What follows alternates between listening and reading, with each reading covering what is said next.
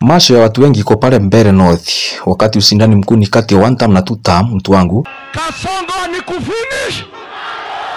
Ukikumbuka 2 term wako na Newton Kariuki Ndegwa aka Newton Karis. Swali kuu ni je, nani ataibuka mshindi kati ya 1 term na 2 term? Kumbuka Rais William Ruto na timu yake bado wanaendelea kupigia kandidati wao debe. Arabe! Rigathi Gachagua naye bado anakinukisha. Sasa nimeona jana hii watu ya ODM wakileta upuzi.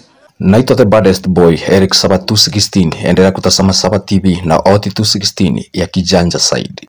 Tumekuja hapa na ndugu yangu Kalonzo Musyoka.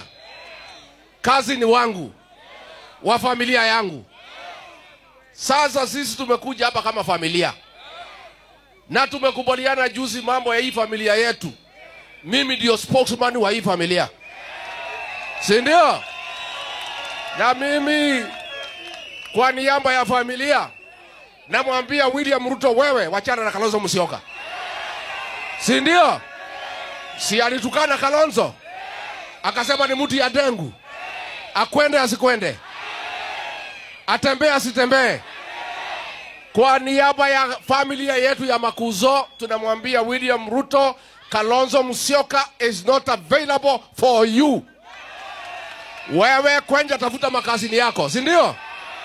Akwende asikwende. Eric Saba 216 now. Eric Saba 216 now. Eric Saba 216 now. Eric Saba 216 now. Eric Saba 216 now.